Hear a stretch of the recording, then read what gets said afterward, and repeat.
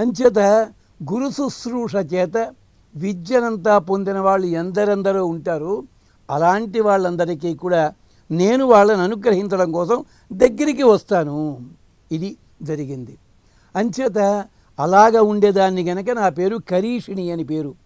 3 క్రియలకి కూడా కర్తగా మనకి తంత్రశాస్త్రంలో మంత్రశాస్త్రంలో వాసుదేవ, సంకర్షణ, నారాయణ శబ్దములు అది అలాంటి లక్షణము. అలా కర్తలు ఎవరుంటారో వాళ్ళ చేత పని కూడా నేను చేయిస్తా గనక కరీషిణి. సీతాదేవి ఒక అద్భుతమైన ఉదాహరణ ఈ ఘట్టానికి. రామచంద్ర స్వామికి కూడా కర్తవ్య నిర్దేశం చేసింది. ఎలా? రామచంద్ర స్వామి సీతమ్మ వారు అంతఃపురంలో ఉండగా సుమంతుడు వచ్చాడు. ఎక్కడి నుంచి? కైకమ్మ గారి భవంతి నుంచి. నాయనా రామచంద్ర, మహారాజు గారు నిన్ను చూడదలుచుకున్నారు, వెంటనే రావాలి. రామచంద్ర స్వామి తిరిగి వెడుతుండగా సీతాదేవి ఆద్వారమనువురాజ మంగళాని అభిదజ్జుషి, గుమ్మం దాకా వెళ్ళింది, మంగళాశాసనం చేసింది. ఏం జరిగింది అక్కడ? రామచంద్ర స్వామి వెడుతూ మా నాన్నగారు అమ్మగారు కూడా నా పట్టాభిషేకం గురించి ఆలోచిస్తున్నట్టున్నారు, పట్టాభిషేకం జరిపించుకోవాలి, నువ్వు హాయిగా ఇక్కడే ఉండి చిలకెత్తలతో ఆడుకుంటూ ఉండు అంటూ చెప్పాడు. అక్కడ సీతాదేవి కర్తవ్యబోధ చేసింది. ఇంద్రుడికి బ్రహ్మదేవుడు పట్టాభిషేకం చేసినట్టుగా మీ నాన్నగారు నీకు పట్టాభిషేకం చెయ్యాలి అంటే అంతరార్థం ఏమిటి? శిరస్సు మీద కిరీటం పెట్టుకుంటేనే మహారాజుని ఎవడు అనకూడదు. నీ నెత్తి మీద కిరీటం లేకున్నా నువ్వు మహారాజు అని గుర్తుపట్టాలి. నువ్వేమో పట్టాభిషేకం చేసుకుని అయోధ్యలోనే కూర్చుంటే అయోధ్య చుట్టుపక్కలంతా దండకారణ్యం ప్రాంతం మొదలు పెడితే రాక్షసులంతా చెలరేగిపోతున్నారు. మన అదృష్టం కొద్దీ వాళ్ళెవళ్ళు అయోధ్య మీద పట్టలేదు, అంతకి సంతోషించు. ఎంచేతంటే ఎయిర్ మార్షల్లా జటాయు ఉన్నాడా, అక్కడేమో నేవల్ ఆఫీసర్ ఏమో ఇక్కడ గుహుడున్నాడా, మేజర్ జనరల్లాగా అగస్త్యుడు ఉన్నాడా, 3 కాపలా కాస్తుంటే అయోధ్యలో కూర్చుంటావా?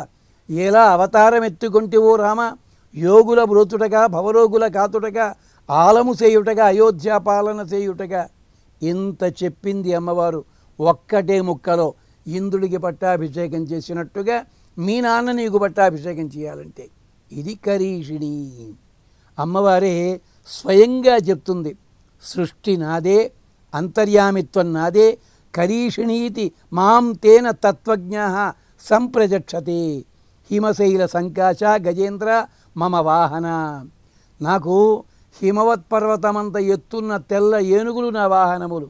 తై ఈశ్వర సదాయామి కర్త్రీచ అంతవతీ సదా. నేను ఆ ఏనుగుల అంతర్యామిగా ఉంటాను, ఏనుగుల మీద తిరుగుతుంటాను, అందరి హృదయాల్లోపల చేరతాను, అంతర్యామిగా ఉండి వాళ్ళ చేత కర్మలు చేయిస్తాను. కాబట్టి నన్ను కరీషిణి అన్నారు. అంచేత అలాంటి కరీషిణి అమ్మవారు నిత్యపుష్టాం కరీషిణి. ఈశ్వరీగుం సర్వభూతానాం. సర్వభూతానాం అంటే దేవ తిర్యక్ మనుష్య స్థావరములన్నిటికీ కూడా, చేతన అచేతనములన్నిటికీ కూడా నేను ఈశ్వరిని. అంటే వాసుదేవ మహిషి పుం ప్రధాన ఈశ్వరి అని అంటారు. శ్వేతాశ్వరతోపనిషత్తుంది, ఈశతే దేవ ఏకః. ఈశావాస్యంలో ఉండొచ్చుగాక ఆయనొక్కడే పరిపాలకుడు అని చెప్పి, కానీ ఆయనని కూడా నియమించేది అమ్మవారు. స్వతశ్రీత్వం విష్ణుత్వమసి అంటారు మనకు ఒక తోట పెద్దలు. అమ్మ నీవు స్వామికి, స్వామి నీకు తగినవారమ్మా. అస్య ఈశానా జగతోహ విష్ణుపత్ని యజుర్వేదం చెప్తుంది. ఈ ప్రపంచాన్నంతటినీ కూడా నిర్వహించేది ఆయన అయితే ఆయనతో సహా ఆమె కూడా నిర్వహిస్తుంది. అలాంటిది ఆయన ఈశ్వర సర్వభూతానం, ఈవిడ ఈశ్వరి సర్వభూతానం. ఎక్కడ తేడా ఉందండి? ఇబ్బంది ఏం లేదు. దీనికి మనకి ఇంటి లోపల ఉండే స్టోర్ రూమ్కి ఓ పేరేమిటో తెలుసునా? ఇంటి యజమాని ఒక వ్యక్తి ఉండొచ్చుగాక, అతనే యజమాని చెప్పచ్చును. కానీ ఇంటి లోపల ఉండే వస్తు సముదాయం అంతటికీ కూడా పత్నీశాల అంటారు స్టోర్ రూమ్ని. పత్నీశాలను ఎందుకనాలయ్యా? దాంట్లోనూ సామాన్లు పెట్టే గదనొచ్చు కదా. పత్ని అంటే అన్నిటినీ కూడా నిర్వహించేదని అర్థం అన్నమాట. ఆమె అనుమతి లేనిదే యజ్ఞ యాగాదులు కానీ కర్మలు కానీ ఏమీ చేయడానికి వీల్లేదు అని శాస్త్రము చెప్తోంది. దీనికో అందమైన ఉదాహరణ మనకి భాగవతంలో వస్తుంది. బలిచక్రవర్తి ఘట్టంలో వామనుడు వచ్చాడు, 3 అడుగుల నేల అడిగాడు, బలిచక్రవర్తి ఇవ్వడానికి సిద్ధపడ్డాడు. ఈ లోపల శుక్రాచార్యుల వారు అడ్డం పడ్డారు. శుక్రాచార్యుల వారు బలిచక్రవర్తి ఇద్దరు కూడా వాదోపవాదాల్లో ఉన్నారు. ఆ సమయం లోపల బలిచక్రవర్తి భార్య వింధ్యావళి ఆ చేతిలో ఉన్న కలశాన్ని గబుక్కుని లాక్కుందిట. ఇప్పుడు వచ్చింది సంశయం, ఇప్పుడు వచ్చింది సమస్య. గురువుగారు వద్దన్నా కూడా నీవు దానము చెయ్యవచ్చు, తప్పు లేదు. కానీ భార్య గనక అనుమతి ఇవ్వనట్టయితే పత్ని శకటమన్వారభయిత్వా అంటుంది వేదం. పత్ని గుంశకమణను ఆరభతే, ఆవిడ మొదలు పెడుతుంది.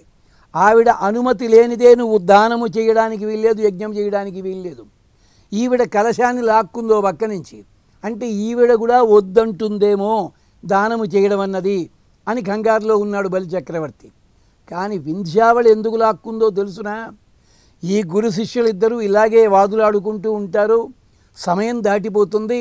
అంచేత ముందు కలశంలో ఉన్న నీళ్లు ఆ వామనుడి పాదాల మీద పోసేస్తే సగం దానం ఇచ్చినట్టే లెక్క, చచ్చినోడు దానం ఇతుకు తీరతాడని చెప్పి. అంటే శ్రీ మహావిష్ణువు ఒక యాచకునిగా వస్తే దానము ఇవ్వడానికి భార్యాభర్తలిద్దరూ ఎంత తొందరపడుతున్నారో చూడండి. అక్కడ ప్రత్యేకించి పైమెట్టు మీద ఎవరున్నారన్నమాట? వింధ్యావళి పత్ని, ఆవిడ ఈశ్వరీం సర్వభూతానాం. అందుకని అంచేత ఆ భూతానాం ఈశ్వరీ చాస్మి ప్రియేణ ఈశేన సర్వదా వరద భువనేశ వనితాచ సదా ఆశ్రితై. నేను ఈశ్వరుని గనకనే అందరూ కూడా నన్ను ఆశ్రయిస్తారు. వనితాచ నన్ను ఎన్నుకుంటారు రక్షకురాలిగాను. వృద్ధిద వర్ధమానాచ నేను వాళ్ళకి వృద్ధిని కలిగిస్తాను, ఆ వృద్ధిని పెంచుతాను. క్షపణీచ సదా అహం వాళ్ళు చేస్తున్న దోషాలన్నీ కూడా నేను క్షమిస్తా గనక ఈశ్వరీత్యేవ మే నామ తేన వేదేన రూపితం షడక్షరోయం మంత్ర. ఇది షడక్షరీ మంత్రము. నేను ఈశ్వరుని అన్నదానికి ఉదాహరణ ఎక్కడ అంటే మళ్ళీ శ్రీమద్ రామాయణంలోను, భాగవతంలో. శ్రీమద్ రామాయణంలో రావణాసుర వధ అయిన తర్వాత హనుమంతుడు వచ్చాడు వార్త తీసుకుని సీతమ్మ వారి దగ్గరికి. వచ్చిందాకా ఉండి సీతమ్మకి చెప్పాడు. అప్పుడు సీతమ్మని ఒక ప్రార్థన చేశాడు. అమ్మా, నీవు అనుమతించినట్టయితే నిన్ను సంవత్సరం పాటు నిన్ను నానా ఇబ్బందులు పాలు చేసిన ఈ రాక్షస స్త్రీలందరినీ కూడా చితగ్గొడతాను, నేను వధిస్తాను అన్నాడు. అక్కడ రాక్షస స్త్రీలు భయపడి సీతమ్మ కాళ్ళు పట్టుకున్నారా? పట్టుకోలేదు. ఎంచేత హనుమంతుడి వాక్కు అన్నది వాళ్ళకి అర్థం కాలే, వానర భాష కదా, అర్థం కాలేదు. అంతేకాదు హనుమంతుడి గొంతులో ఉండే మార్ధవము మాధుర్యం వల్ల ఎంత బాగా మాట్లాడుతున్నాడు కూర్చున్నాడు తప్ప మాట్లాడటం లేదు.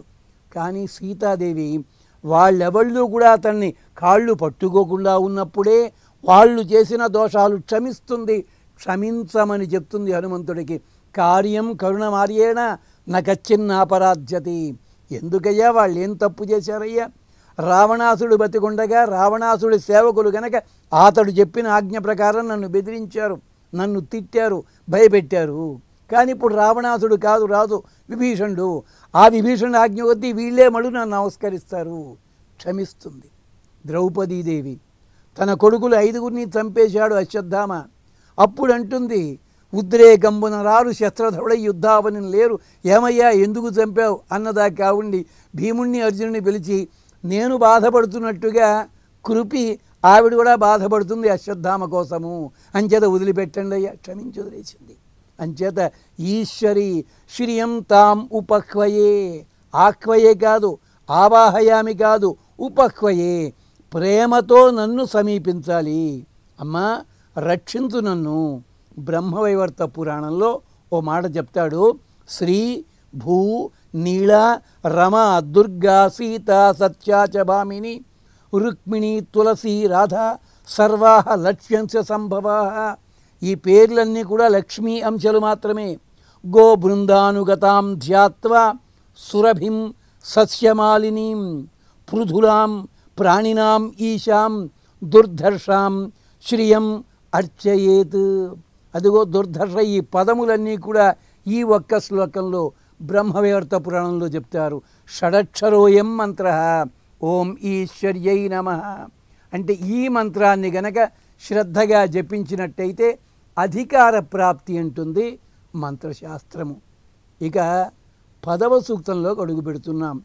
మనసః కామం ఆకూతిం వాచం సత్యమసీమహి పశూనాం రూపం అన్నస్యమై శ్రీ శ్రేయతాం యశ. అమ్మా, నాకు ఈ సంపదలన్నీ కావాలి అంటూ పదే పదే పట్టిక ఏకరు పెడుతూ కూర్చోవాలా? అమ్మవారి దగ్గరికి వెళ్ళావు, నమస్కరించావు, అన్నీ అడుగుతున్నావు, నువ్వు గొప్పదాని అని పొగిడావు, అన్నీ అన్నావు, మళ్ళీ మళ్ళీ ఈ మాట చెప్పాలా? ఇంతకుముందు కూడా ఏవో అడిగావు కదా అంటే కాదు.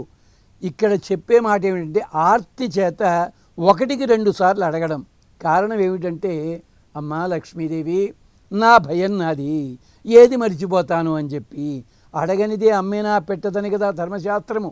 అందుకని మళ్ళీ మళ్ళీ అడుగుతున్నాం అంతే.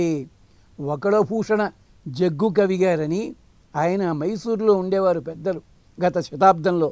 ఆయన అంటారు, ప్రసిద్ధ కులజోపిచ ప్రగుణ సద్గుణోపిచ ఇందిరే వికారనిలయ క్షితౌ తవ కటాక్ష దూరీకృత. అమ్మా లక్ష్మీదేవి, నేను నిన్ను మళ్ళీ మళ్ళీ మళ్ళీ ఇలా అడగడంలో కారణం ఒక్కటేనమ్మా. గొప్ప కులంలో పుట్టాడెవడో, ప్రసిద్ధ కులోపిచ ప్రగుణ సద్గుణోపిచ, మంచి గుణములే కాదు, ఇక అలాంటి మంచి గుణాలు మరో తోట ఎక్కడా లేవు అన్నట్టుది.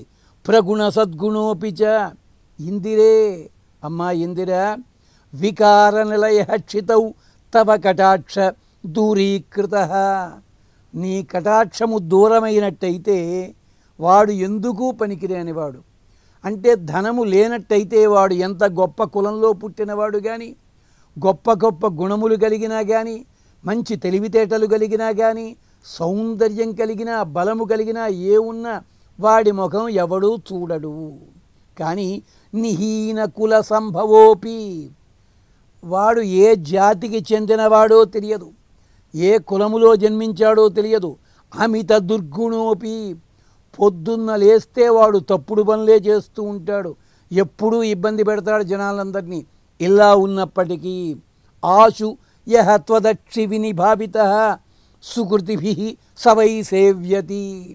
నీవు గనక వాడి వంక చూచావనుకో, వాడు పరమ దుర్మార్గుడు కావచ్చు, ప్రపంచంలో ఉండే అవలక్షణాలన్నీ వాడికి ఉండొచ్చును, వాడు అందగాడు కాదు, వాడి జాతి ఏమిటో తెలియదు, వాడి విజ్ఞానం ఉందో లేదో, చదువన్నది ఉందో లేదో తెలియదు, కానీ వాడి దగ్గరగా ధనం ఉన్నట్టయితే, ఇంతకుముందు చెప్పామే, మహామహా పండితులంతా వెళ్ళి వాడి కాళ్ళే పట్టుకుంటారు.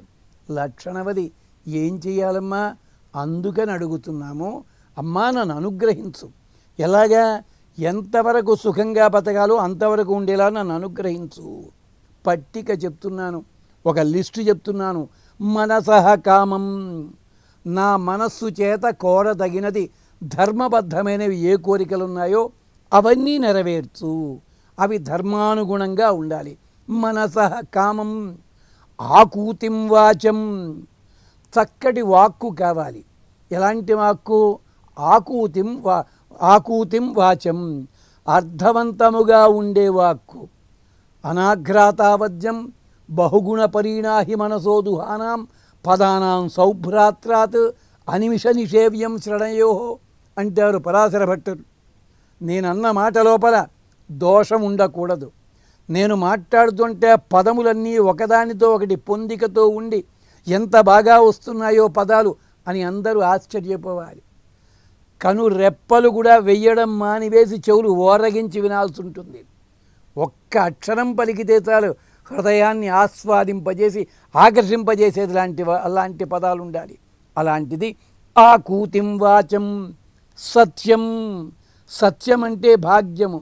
చిత్ అచిత్తులకి స్థానమైన భాగ్యము.